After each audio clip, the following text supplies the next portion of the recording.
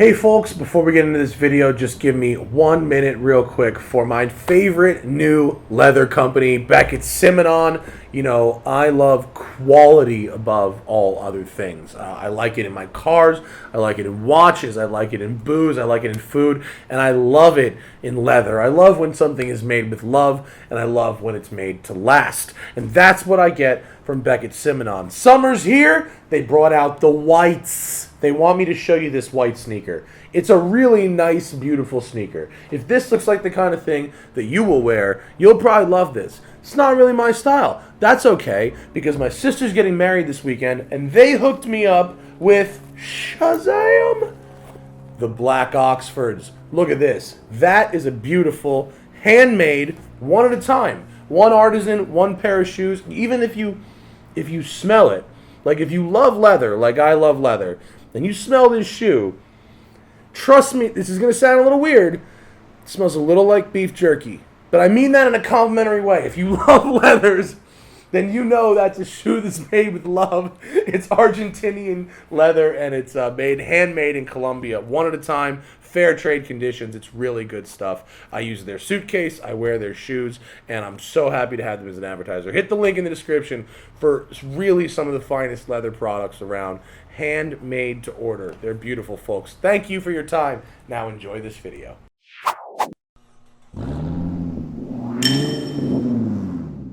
Good morning, everybody. Welcome to a foggy Malibu morning here. The clouds are rolling over the mountain, and it's actually quite spectacular. I hope we get to see it on this drive. This is the 2019 Hyundai Veloster Turbo R-Spec. Now, Hyundai has been making a big push to performance. Everyone's been talking about the Stinger GT, rear-wheel drive, drifting, blah, blah, blah. But here's kind of the entry level for performance, right? So the Veloster Turbo starts at 19 grand. It's sort of the cheapest kind of hot hatch. The R-Spec adds is more than just a trim package. It does add some key features. So under the hood, you have a 201 horsepower, 195 pound-feet of torque, 1.6 liter turbo 4 with a 6-speed manual transmission. The R-Spec package gives you 18-inch wheels with PS4S, a more sport-tuned suspension, the center dual exhaust, and most importantly, a multi-link rear suspension instead of a trailing arm rear suspension, a torsion beam rear suspension like the base car has. So it's going to offer a lot more body control at the back end. They've also revised the electric power steering, given us a B&M short throw shift kit, and done some nice trim work with interesting colors and materials on the seats. Also for 19, they have redesigned the interior and the dashboard, which although the plastics are still pretty hard, the design is nice and functional and well laid out. The R-Spec, as tested, no options as it sits, $23,700. So a little cheaper than getting into a GTI or than getting into a Fiesta ST, which ours was a little more expensive than that. So let's go for a drive.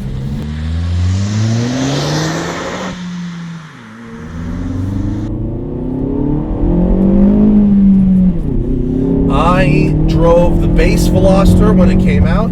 I then drove the Turbo when it came out. The base one, no. That's just a hard no. Why? Because everything. It was not good. The Turbo was a step in the right... Oh, that's my camera case, damn it. The Turbo was a step in the right direction.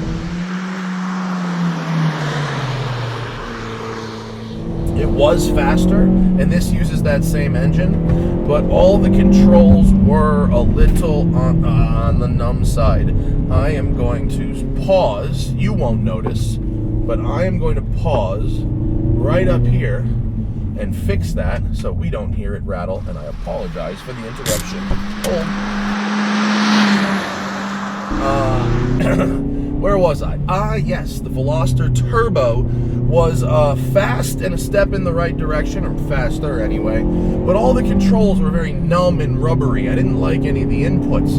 This car, the R-Spec, is an attempt to remedy that situation, and so here we are. So the engine, in typical Hyundai fashion, makes good power. It does, and even at full throttle, this car almost feels quick, but it hangs revs. You have to shift it so slowly because it hangs revs like all the other Hyundais do. I don't understand why they keep making cars that do that. I keep being told that you can tune it out, but I have yet to see a car in which it is successfully tuned out. And wow, has it gotten foggy up here.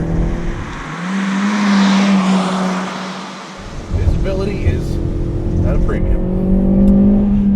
There is a major oversight in this car. Look at that rock. And that is the pedal box. Believe it or not, if you have a size 11 foot or larger, when moving your left foot from the clutch to the dead pedal, there's like an ECU or something with a big heavy gauge wire right above there, and I tested it with 3 different shoes, right? Tim is a 9.5, he doesn't notice it. Zach is a 10.5, he brushes it. I am an 11.5, and my foot like hits a wall. So if you have bigger than a size 11 foot, rocking the road, you are gonna have some trouble driving this car. And in fact, I have to drive it using my littlest driving shoes to minimize that, or barefoot. Okay, it weighs 2,950 pounds, which is pretty light. Oh, I'm right at the top of 7th, and I'm keep banging the rev limiter because it looks on the gauge like the red line would be at 65, but it's really like 62. A cyclist. And the power dies off about 600 RPM before the red line. The real happy place of this car is about 4 to 5,800.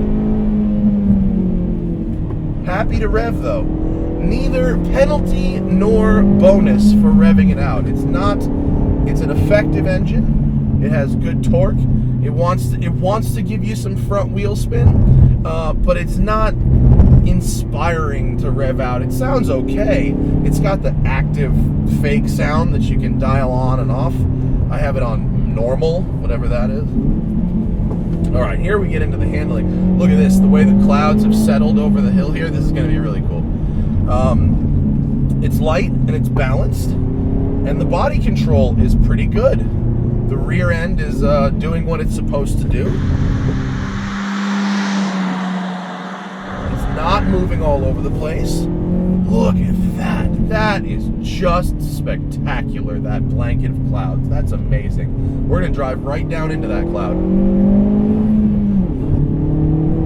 Power band feels short. It really doesn't get going until about 3,500, and then it dies off. It's a 1.6, so you know it really is leaning heavily on that turbo. Oh, down in the cloud we go. The brake pedal is a little soft, and this car has 2,700 miles on it, but I can't help but wonder how hard those miles have been. In either sense, if you plan on doing any real driving with this thing, pads and fluid, folks, pads and fluid. Ooh, it handled that bump really well. Here's where it's doing good. These downhill, mid-transition bumps really can upset a chassis. That's why I like this road, because it really makes that chassis work, especially at the rear end. And this thing is doing good.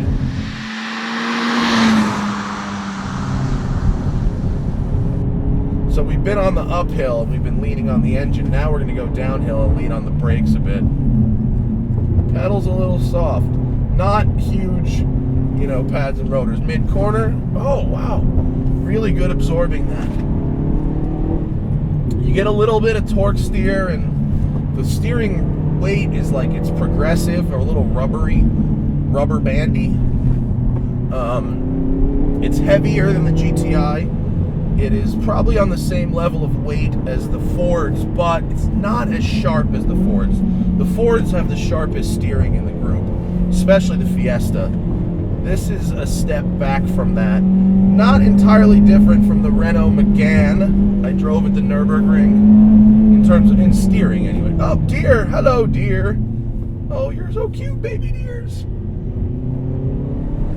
Did I say Michelin PS4 tires? It's a lot of tire for a $24,000 hatchback, but that's how the Veloster Turbo will pull a 0.85G. This will pull 0.95. That's all suspension and tire. The new car, all Velosters actually, are a little lighter than the old ones as well. Oh, that brake pedal just got softer than I was a little comfortable with. Down into the cloud. It does feel light on its feet.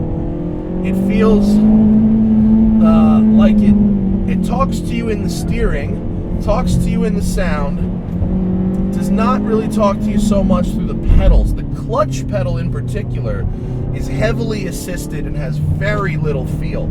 And so, sort of like the Mustang GT when it's stock, not much feel. And so, I actually find myself struggling to be smooth in traffic, in stop-start situations, because I can't feel the friction zone of the clutch. That's a problem. I wish it had some more feel to it. This road is I'm just running out of second gear on it, but it's not quite enough for third. If you can still hear my case in the back, I apologize. I did my best to make it not move. And I'm right on the red line here. In my urban driving estimates, I haven't done any highway trips, but running around LA, I got 2 miles per gallon better than my old Fiesta. The Fiesta would do about 19 and a half. This is running about 21. Oh, let's clean that. Carousel. Dive. Yeah, it leans over good. It tells you when it's going to go. It's not like a paragon of front end grip, but it's got good grip there. That's a downhill one as well, so accentuated.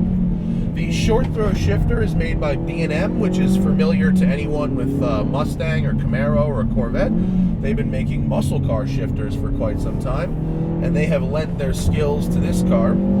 It is not as slick as a Honda, and it is not as notchy as the Mountune short shifter in my Focus RS, but it is much better than what you get stock. The shifter will also fit the Elantra GT, which uses the same gearbox. That's good.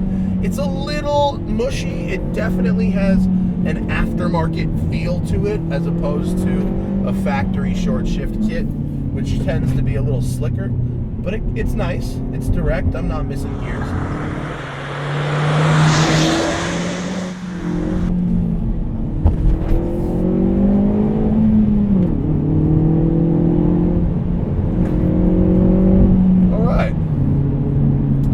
So, here's what we have. We have a car that's got a lot of features, a lot of value. The hatchback is good. I know what I wanted to talk about. The 3 doors. That's the thing with this car, right? It's got 3 doors. So 1 on the driver's side, 2 on the passenger side. It makes it easier to get in the back seat. And while that is true, what they've done, and it's actually a pretty good design. I mean, yeah, it looks a little funky, but if you've got a hatchback that's 2 doors and you want to get people into your back seat easier, sure, 3 doors works. They could also do 4. They could make that side look like this side, and they'd have a small 4-door, and that would be better, but they don't have that. So, oh no, this garbage truck. So here's the problem, okay? On that side, the front door is shorter to accommodate the rear door. This door, the driver's door, is not the same size as the passenger front door. The driver's side door is big, and because it's big, that means it requires a lot of space to open wide, almost like a BMW M4. The way it's got that huge door, I don't like it. It actually, what it means in practice, I'm gonna have to turn around here. What it means in practice is that you actually have to park further away from stuff. The ability to park close to things, and oh boy, the ability to park close to things is reduced by the fact that you have to open this huge door, whereas on this side you have a door that's a much more normal size. So it actually makes it harder to park. I wish both the doors were the short doors. That would solve that problem. Otherwise, the stereo's decent, and nothing has gone broken since I got the car. It's behaved itself. The big downsides are the pedal box, which if you have a size 11 or above feet is an immediate non-starter, and then the rev hanginess, which I just don't know if there's any way to get rid of. It makes the car less fun to drive than the GTI or than the Fiesta ST, and that would be kind of a deal breaker for me. But overall, they've done a good job. They are incrementally working their way towards this being a good car and a legitimate competitor in the hot hatch segment. And they've got the N-Spec coming out later, which has 75 more horsepower and a bunch of other things. So thank you to Hyundai for letting me use the car for a week. Thank you to you for watching, and I'll see you later.